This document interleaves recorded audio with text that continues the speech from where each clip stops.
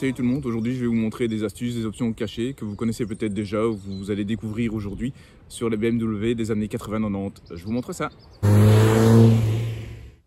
Souvent dans les BMW des années 80-90, lorsqu'on veut fermer la vitre, généralement c'est quand on a coupé le contact. Et donc là, qu'est-ce qu'on fait généralement? On remet le contact pour fermer la vitre. Sauf que BMW avait prévu le coup à la base. Donc si vous voulez refermer votre vitre, ne mettez plus le contact, vous ouvrez simplement votre porte conducteur. Là, à ce moment-là, les touches vont se rééclairer. Bon, ici on ne le voit pas parce qu'il fait clair. Mais une fois que vous ouvrez votre porte conducteur sans remettre le contact, alors là, vous avez à nouveau la possibilité de commander vos vitres pour les descendre, les monter. Vous pouvez les commander. Pas mal, hein, non? Vous avez certainement remarqué qu'à côté de vos vitres électriques, vous avez un troisième bouton ou un cinquième bouton, suivant si vous avez 2 vitres électriques ou 4 vitres électriques, et que si vous pressez dessus, il ne se passe rien. En fait, si, ce qui se passe, c'est qu'une fois que vous pressez dessus et que la partie rouge ressort de l'interrupteur, ça coupe le circuit au niveau des vitres électriques, et donc vous ne savez plus les commander, que ce soit pour monter ou descendre.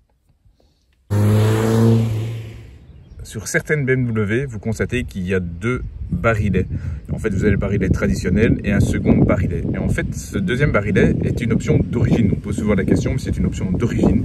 En fait, c'est l'alarme d'origine de la voiture avec une clé magnétique qui a un code propre à chaque voiture.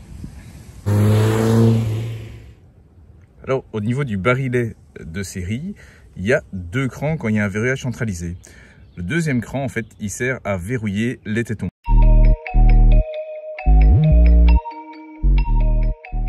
Donc si vous brisez la vitre, vous allez pouvoir vous apercevoir, bon, ne cassez pas votre vitre, testez avec votre vitre ouverte quand même.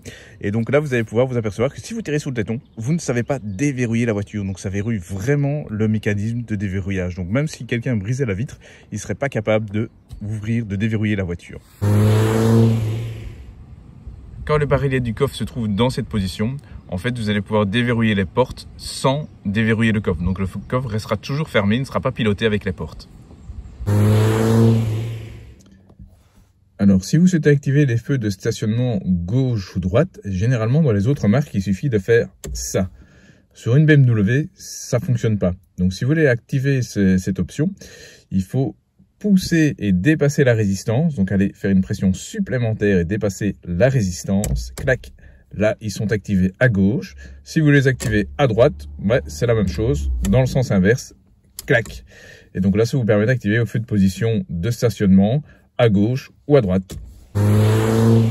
Rares sont les BMW avec lesquels ces clés-ci ont suivi la voiture. Donc ici, vous avez une clé de secours, une plaquette qui permet de commander une nouvelle clé.